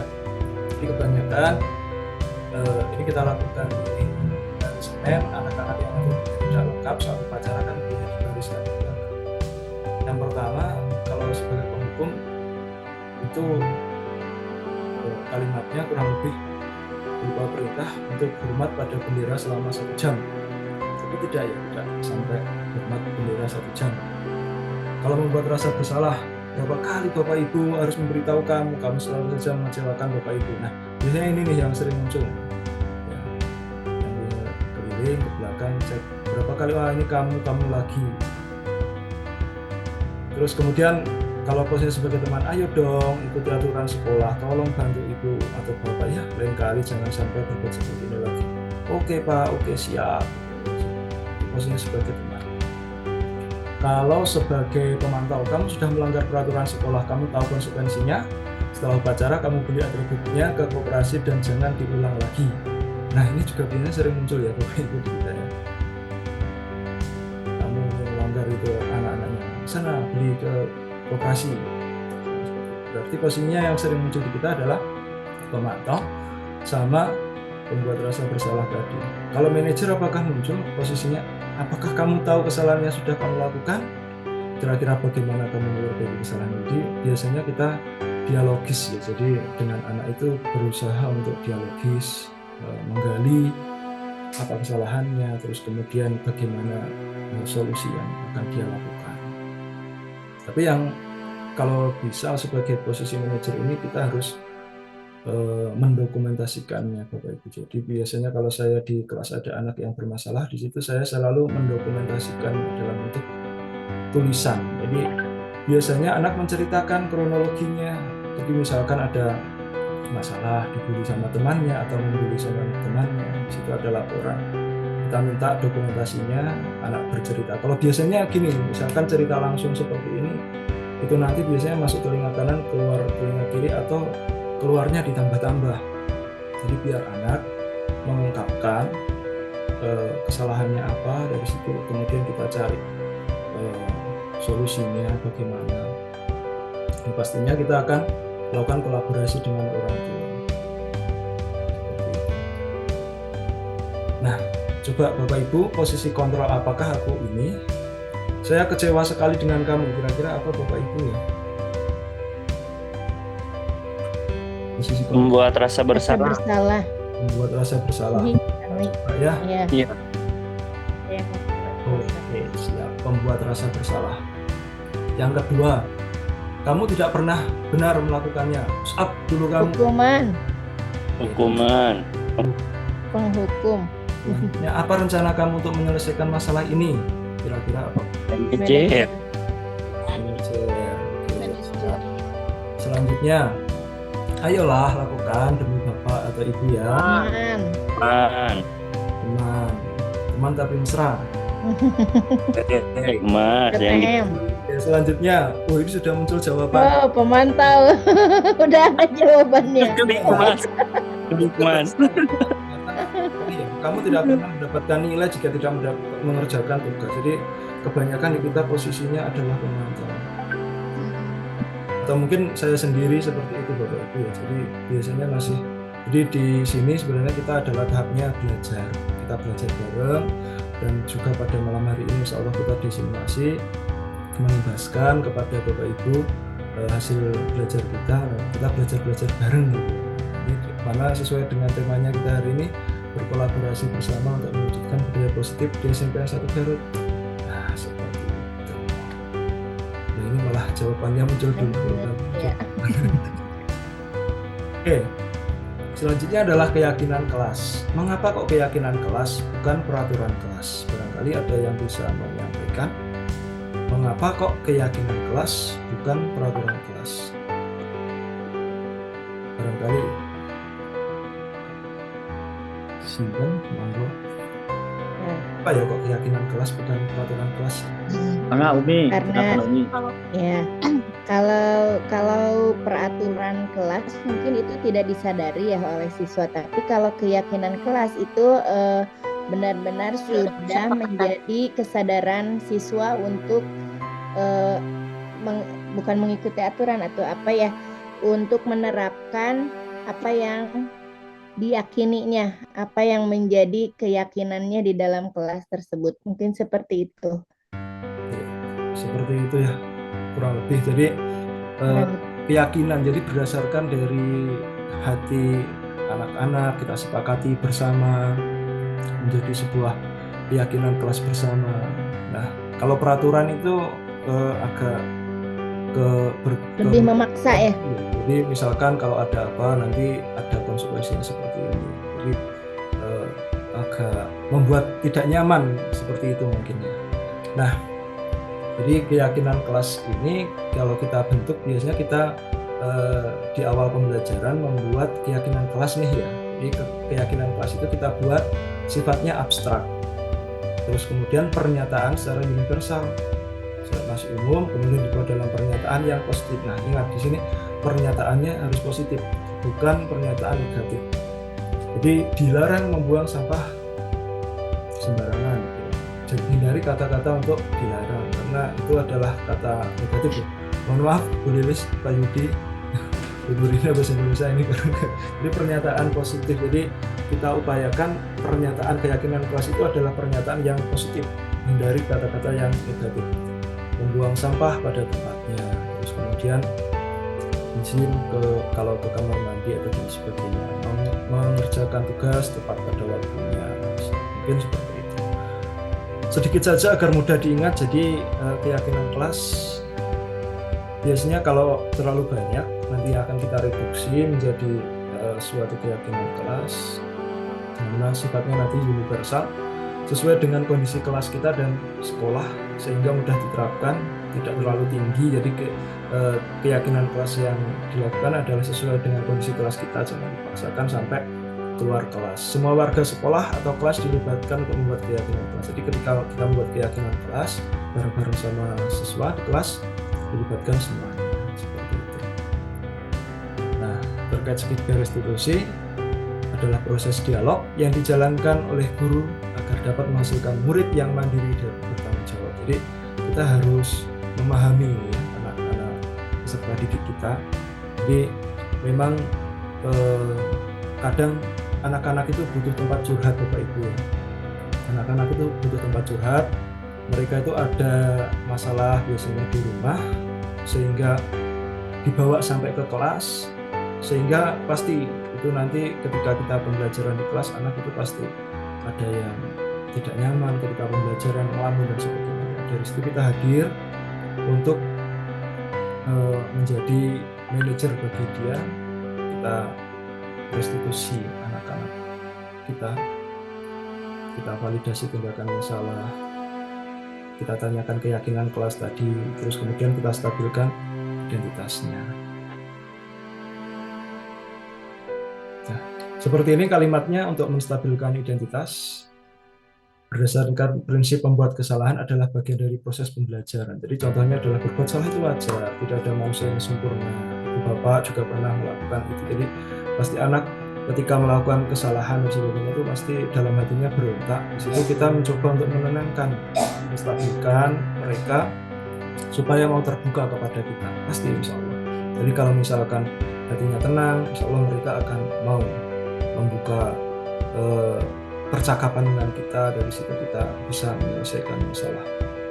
Bapak Ibu tidak mau mencari siapa yang salah, tapi Bapak Ibu ingin mencari solusi dari permasalahan. Jadi kalimatnya insya Allah bijak seperti itu. Selanjutnya adalah validasi tindakan yang salah. Berdasarkan prinsip setiap perilaku berupaya memenuhi suatu kebutuhan tertentu. Nah, kita tanya validasi tindakan yang salahnya. Kamu pasti punya alasan kenapa kamu kok melakukan itu. Padahal kamu bisa melakukan hal yang lebih buruk dari ini ya. Jadi kamu lebih buruk maksudnya misalkan menghantam meja atau kemudian memecahkan kaca dan sebagainya, itu kan lebih buruk. Nah, kamu patut bangga, kami patut bangga karena telah melindungi sesuatu yang penting bagi kami. Jadi sebenarnya terkait dengan yang dijelaskan di depan tadi, terkait dengan miskonsepsi kontrol tadi. Jadi anak itu memiliki kontrol terhadap dirinya sendiri. Misalkan Pak Jajat di situ punya barang sesuatu yang penting sekali. Terus kemudian saya hendak meminjamnya. Sama Pak Ustadz nggak boleh. Saya terus memaksanya. Di situ Pak Jajat mempertahankan kontrol terhadap barangnya yang sangat penting itu sekali. Misalkan HP-nya tuh, Ustadz saya pinjam HP-nya, saya pengen lihat fotonya Pak Ustadz lagi. Nggak boleh. Kalau nggak boleh kan berarti melindungi kontrol diri. Kamu melakukannya karena mempertahankan yang penting bagi kamu. Nah, ini ada korelasinya dengan pernyataan ketiga tadi. Jadi melakukannya karena memang mempertahankan posisi kontrol itu dari kebutuhan peserta didik. Selanjutnya adalah menanyakan keyakinan kelas. Berdasarkan prinsip teori kontrol bahwa pada dasarnya kita termotivasi secara intrinsik. Kita munculkan motivasinya secara intrinsik. Apa keyakinan kelas yang kamu langgar? Nilai-nilai apa yang telah kita sepakati bersama? Seperti apa gambaran sebuah kelas yang ideal menurut kamu? Jadi kita ajak diskusi. Jadi berupa pertanyaan. Anak itu nanti akan berpikir kritis, insya Allah akan terbuka untuk mencapai kebutuhannya. Seperti itu. Oke, penutup. Dalam penerapan program disiplin positif, guru hendaknya memiliki standar kepribadian, profesional, dan sosial yang baik, di mana guru mampu merefleksikan dirinya dalam posisi kontrol saat ini. Bagaimana perjalanan dirinya sebagai among atau manajer yang menuntun murid-muridnya menjadi insan yang mandiri, merdeka, dan bertanggung jawab. Ini menurut standar nasional pendidikan. Tetap semangat Bapak Ibu semua. Insya Allah kita bisa berkolaborasi untuk mewujudkan budaya positif di SMPN 1 Garut ini. Ya, terima kasih. Nah, Bapak Ibu, sesuai permintaan Umi ya yang tadi terkait dengan video untuk membandingkan 5 posisi kontrol. Insya Allah saya ada videonya. Muncul belum ya? Belum ya? Yang muncul Bapak Ibu? Sudah. Sudah. Bisa? Ada. Cukup. Ini ada suaranya masuk. Ada suaranya masuk. Nah, ini posisi penghukum. Tidak ada suara. Sudah ada suaranya ya? Oke, sekedar. Oke.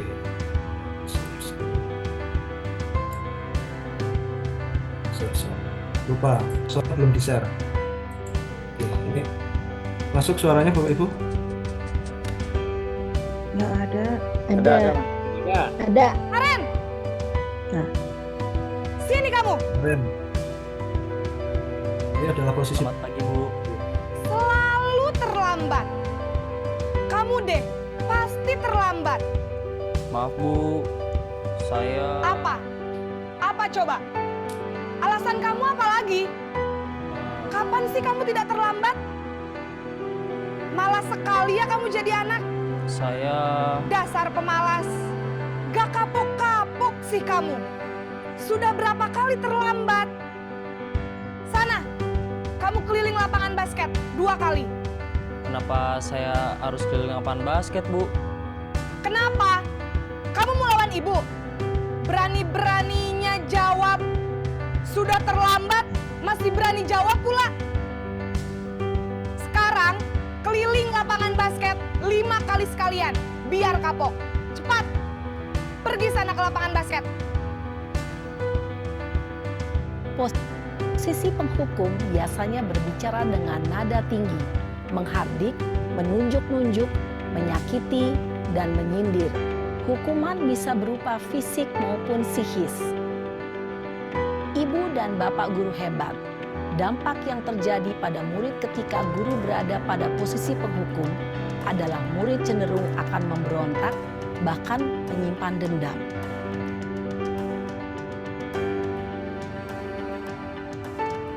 Yang kedua, posisi membuat merasa bersalah. Jadi tadi seperti kita ketahui ya Bapak Ibu, posisi penghukum itu secara tiba-tiba tanpa ada kesepakatan. Jadi anak pun tidak ada kesempatan untuk berbicara langsung. Sana lari keliling lapangan 2 kali. Ketika anak membantah malah ditambah jadi 5 kali. Bantah lagi jadi 10 kali. Nah ini kita coba lihat ketika posisi pembuat merasa bersalah bagaimana tindakan gurunya. Ini video sebenarnya dibuat masih pada COVID dulu ya, jadi sudah dibicara terpisah tentang protokol kesehatan. Selamat pagi Bu. Naren, kamu kenapa terlambat lagi, nak? Ya Tuhan, Naren. Kamu senang ya bikin ibu susah ya? Kalau kamu terlambat lagi, nanti ibu yang ditegur bapak kepala sekolah, nak. Disangka ibu tidak bisa membina kamu. Duh, gimana ini? Maaf Bu. Duh Gusti, Naren. Kamu suka ya kalau ibu ditegur bapak kepala sekolah? Terus, sekarang ibu harus tulis apa ini di buku absen? Ini kamu sudah sering terlambat loh. Ibu harus apa coba? Maaf Bu. Maaf sekali. Ya sudah, lain kali jangan bikin ibu susah lagi ya nak ya. Ibu tidak akan kuat lagi kalau kamu begini terus. Bisa jantungan kalau ibu ditegur bapak kepala sekolah. Sana cepat ke kelas. Maaf ya Bu. Maaf sekali. Posisi pembuat rasa bersalah berbicara dengan nada tenang, cenderung lembut. Namun kata-kata yang diutarakan membuat murid merasa menjadi orang yang gagal. Memandang buruk dirinya sendiri, merasa tidak berharga, dan tidak sanggup membahagiakan orang lain. Ketika guru mengambil posisi pembuat rasa bersalah, murid akan menganggap dirinya yang bersalah dan ia akan menyimpan emosi negatif tersebut di dalam dirinya. Nah, ini ketika posisinya sebagai teman, si boy.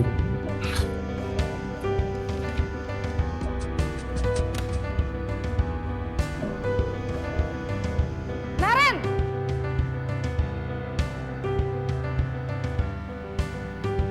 Selamat pagi, Bu. Wah, sudah jam berapa ini, Nak? Terlambat lagi ya, sayang? Iya, Bu. Habis ibu saya lupa bangunkan saya, Bu. Kamu malah menyalahkan ibu kamu. Kamu bukannya anak yang larinya paling kencang. Kok terlambat sih? Iya, Bu.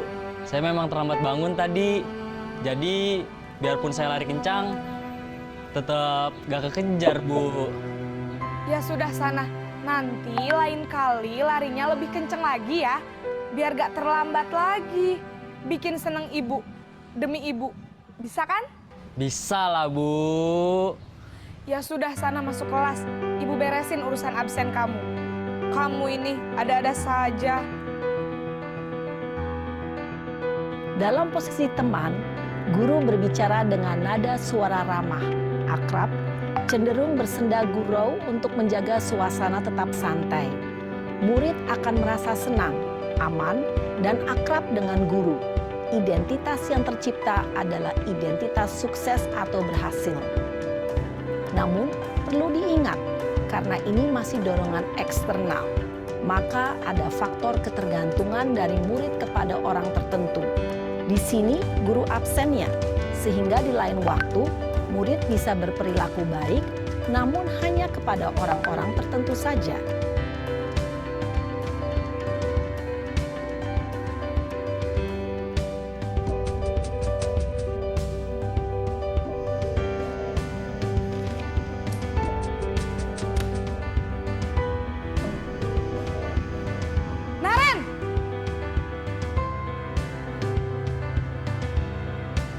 Selamat pagi, Bu. Naren, apa peraturan sekolah kita tentang jam berapa kita harus masuk sekolah, Nak? Kita harus di sekolah jam 7, Bu. Iya, betul. Sekarang sudah jam 7.20. Naren sudah tahu konsekuensinya jika terlambat hadir. Paham, Bu. Saya harus tinggal kelas pas jam istirahat selama 20 menit. Iya, benar. Konsekuensinya demikian. Jadi nanti jam 9.30 pas istirahat, kamu harus tinggal di kelas, kerjakan tugas tambahan untuk ketertinggalan kamu, ya? Baik, Bu. Posisi pemantau mengandalkan penghitungan atau data untuk mengontrol murid. Guru mengarahkan murid berdasarkan peraturan dan konsekuensi. Seorang pemantau menunjukkan bahasa tubuh dan ekspresi wajah yang datar dan cenderung formal.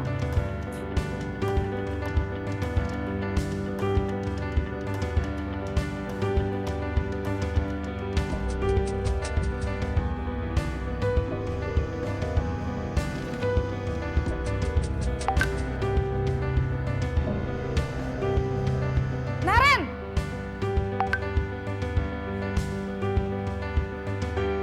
Selamat pagi, Bu. Selamat pagi, Naren. Maaf, Bu. Saya terlambat. Iya, sekolah masuknya jam 7, sekarang sudah jam 7.20. Jadi sekarang bagaimana ini, Naren? Maaf, Bu. Saya lupa setel alarm saya semalam. Baiklah, menurut kamu, keyakinan sekolah yang mana yang perlu kamu tingkatkan? Menghargai diri sendiri dan orang lain mungkin ya, Bu. Setuju. Jadi, apakah Naren meyakini prinsip saling menghormati tersebut? Iya, Bu. Saya meyakininya. Apakah Naren bersedia memperbaiki masalah keterlambatan ini? Bersedia, Bu. Bagaimana kamu akan perbaiki masalah keterlambatan ini? Saya akan coba untuk tidak lupa menyetel alarm saya, Bu. Baik, kalau Naren lupa menyetel alarm di rumah, ada orang yang kira-kira bisa bantu mengingatkan tidak? Ada, Bu. Kakak saya, Kak Ema. Ada lagi selain Kak Ema? Selain Kak Ema, ada ibu saya. Baik, jadi yang mengingatkan Naren adalah Kak Ema dan ibu kamu ya? Kira-kira akan mulai setel alarm kapan nih Naren? Setelah pulang sekolah, akan segera saya lakukan. Baik, jadi Naren akan setel alarm untuk bangun besok pagi dan akan diingatkan oleh kakak dan ibunda Naren ya. Ada lagi yang mungkin perlu dilakukan Naren? Agar tidak terlambat bangun lagi. Tidak ada, Bu. Baik Naren, terima kasih untuk kerjasama kamu. Sekarang kamu perlu kembali ke kelas untuk belajar. Baik, Bu. Terima kasih. Posisi manajer adalah posisi kontrol yang disarankan untuk membimbing murid memiliki sikap disiplin yang positif, yaitu murid yang mandiri, bertanggung jawab, dan dapat memecahkan masalah. Tujuan dari posisi ini adalah agar murid dapat berefleksi atas tindakannya. Guru akan dengan tulus memberikan pertanyaan-pertanyaan bermakna, sehingga membuat murid dapat belajar dari kesalahannya dan mencari sebuah solusi untuk menyelesaikannya. Ibu dan Bapak guru hebat, setelah mengamati adegan kelima posisi kontrol tadi, kira-kira posisi mana yang paling ideal? Posisi mana yang dapat menunjang motivasi intrinsik murid? Ya, tentu posisi manajer. Posisi ini memang posisi ideal yang ingin dituju setiap pendidik. Pada posisi inilah, guru dapat menerapkan disiplin positif yang berpihak pada murid, yang memerdekakan murid. Perjalanan seorang pendidik tentunya tidak mudah untuk sampai pada posisi seorang manajer. Namun, tujuan kita pasti, yaitu menciptakan murid-murid yang mandiri, merdeka, dan bertanggung jawab. Semoga penggambaran 5 posisi kontrol yang telah diperlihatkan ini dapat menjadi ajang refleksi bagi kita semua, agar dapat terus mengasah dan menerapkan disiplin positif yang memerdekakan murid. Mari terus berlatih dan bersemangat. Selamat menerapkan. Salam dan bahagia, Ibu dan Bapak guru hebat. Baik, tadi Bapak Ibu, jadi gambaran dari kelima posisi kontrol. Sebenarnya kita sudah sering sekali menerapkan posisi kontrol ini di kelas yang saja. Mungkin kita terkadang lupa atau kurang paham pada posisi yang mana. Jadi sekali lagi pada kegiatan malam hari ini kami bukan bermaksud menggurui, tapi ini sebenarnya adalah refleksi ya. Seperti yang disampaikan oleh Budi tadi, kita refleksi kembali, ingat kembali. Apalagi ini adalah kebetulan di akhir tahun ajaran, kita refleksikan pembelajaran kita selama ini, harapannya nanti ke depan tahun ajaran baru kita memiliki spirit baru, terus kemudian kita berkaca dari materi budaya positif ini kita dapat mewujudkan memang atmosfer pendidikan di SMPN 1 Garut ini yang memang benar-benar memerdekakan murid, muridnya merdeka, gurunya juga merdeka. Kalau muridnya bager, pasti gurunya juga akan bahagia ketika mengajarnya. Seperti itu mungkin ya. Baik, saya kira cukup terkait pemaparan saya, terkait diskusi tadi. Sepertinya juga sudah daging semua Pak Ustadz, sudah terlalu malam. Atau mungkin ada yang perlu didiskusikan lagi Pak Ustadz, monggo.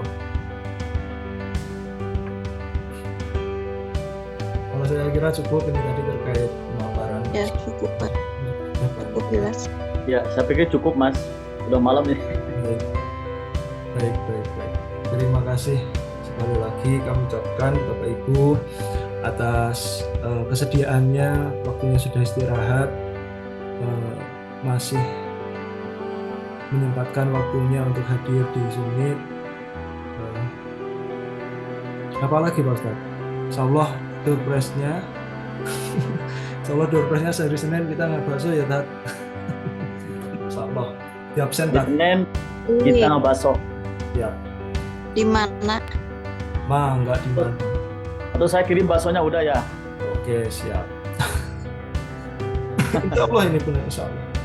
Insya Allah Senin kita nggak bakso bareng-bareng nanti. Pak Ustadz ah. Kita jadwalkan ya Bapak Ibu ya. Oke. Nah, Foto bersama. Itu seberapa jauh nih Bu? Kita ada 19, maksimal sampai ada 21 Tat. Alhamdulillah luar biasa sekali. 21 ya alhamdulillah. Nanti baksonya 21. Satu bungkus. Ya alhamdulillah. Bakso Pak Ustadz dibungkus. Baik Bapak Ibu, Pisah kuah ya. Bisa kuat tapi itu week. Diamin.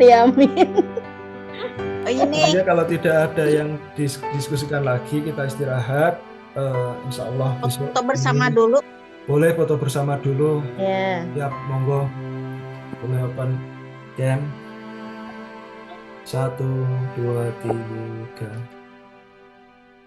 Oke. On cam. Oke, 1, 2, 3. Sebentar, kirim. Dulu.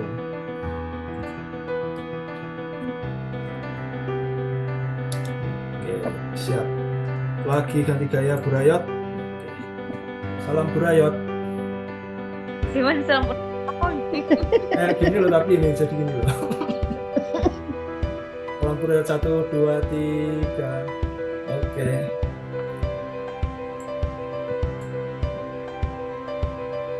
Sekali lagi terima kasih Bapak Ibu, selamat beristirahat. Mohon maaf mengganggu waktunya. Bu Tik nanti sakit, ini harus semoga beristirahat insya Allah. Pak Ustadz Jajat sama saya lanjut besok untuk Loka Karya 2 ini. Best of luck. Semangat Bapak Ibu, selamat beristirahat. Selamat akhirul kalam. Assalamualaikum warahmatullahi wabarakatuh. Waalaikumsalam warahmatullahi wabarakatuh. Makasih Pak Jajat, Pak Niko. Terima kasih. Assalamualaikum. Demikian video aksi nyata saya tentang diseminasi budaya positif di lingkungan sekolah saya. Dan semoga video ini dapat menginspirasi teman-teman semuanya. Akhir kata, semoga kita semua dapat tergerak, lekas bergerak, dan mari menggerakkan. Wassalamualaikum warahmatullahi wabarakatuh.